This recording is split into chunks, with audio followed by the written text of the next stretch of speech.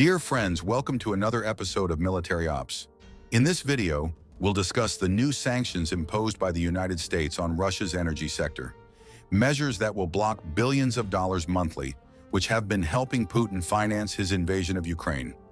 And if you're not yet subscribed to the channel, make sure to do so now and hit the notification bell so you don't miss any updates. The war in Ukraine, which began in February 2022, has triggered one of the largest geopolitical crises since World War II.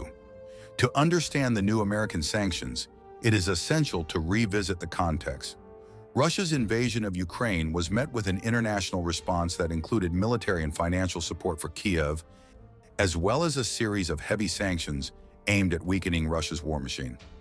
Energy, specifically oil and natural gas, has always been the backbone of Russia's economy. Before the war began, it accounted for nearly 50% of Russia's annual GDP. The initial sanctions aimed to limit Moscow's ability to profit from its energy production without causing chaos in global markets. For example, in 2022, the United States and its allies imposed a price cap on Russian oil, allowing it to continue flowing into international markets, but at significantly reduced prices. This approach sought to minimize the impact on global consumers while cutting into Russia's revenues.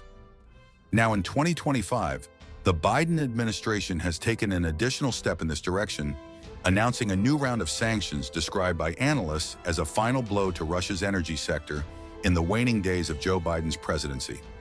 These sanctions include innovative measures, such as blocking Russian vessels, with a total of 183 ships being sanctioned. This includes tankers operated by Russian companies in part of the so-called Ghost Fleet, a massive fleet of aging tankers at the end of their service life, often operating with their transponders turned off. These ships are used to transport oil to non-Western countries, such as China and India, bypassing sanctions. This latest round of sanctions also directly targets smaller companies, including subsidiaries of Gazprom, the powerful Russian state-owned gas giant. These subsidiaries play crucial roles in Russia's energy sector, even if they lack the global reach of giants like Rosneft. Despite these measures, Rosneft and other major intermediaries in the energy market were spared, reflecting a calculated approach aimed at avoiding total disruption of global oil markets. After all, a sudden spike in prices could harm economies worldwide, including the US. According to industry analysts, dozens of Russian tankers were detained at the ports and terminals where they were docked, while more than 100 others en route were forced to return to Russian waters to avoid seizure. The potential impact of these sanctions is significant, with analysts estimating that Russian revenues could drop by billions of dollars every month, directly undermining the funding of military operations in Ukraine. But what will the direct impacts of these new sanctions be on Russia? The Russian economy is already facing a combination of challenges. Since the conflict began, the country has grappled with rising inflation, a sharp depreciation of the ruble, and trade restrictions that have driven up the prices of essential goods. Additionally, the loss of talent and labor due to mandatory military mobilization and the emigration of skilled workers has significantly reduced the available workforce. This has resulted in a sharp decline in living standards in peripheral and less industrialized regions, which have not benefited from the increase in arms and ammunition orders. These regions, home to tens of millions of Russians, are suffering increasingly under the militarization of the nation's economy.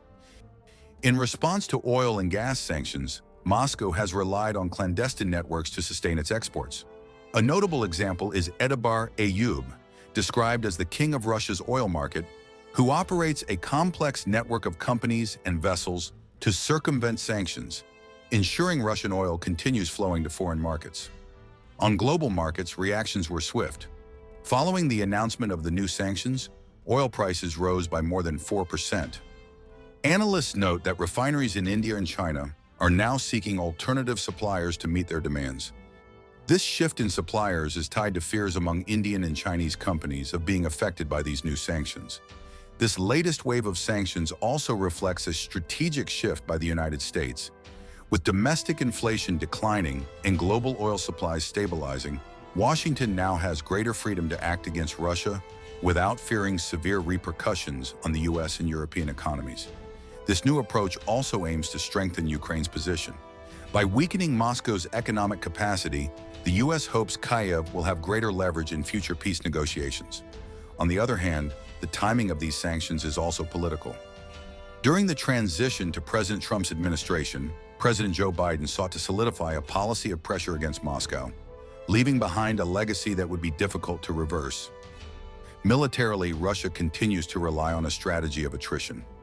Despite slow and costly advances, Moscow hopes that the combination of attacks on infrastructure and constant pressure on the front lines will eventually force Ukraine to concede. However, economic sanctions could make it challenging to sustain this war of attrition in the long term.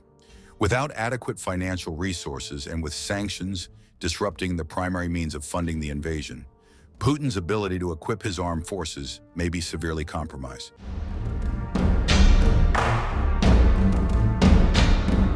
Now share your thoughts in the comments on what other measures the United States could take. And if you're not yet subscribed to the channel, make sure to do so now and hit the notification bell so you don't miss any updates.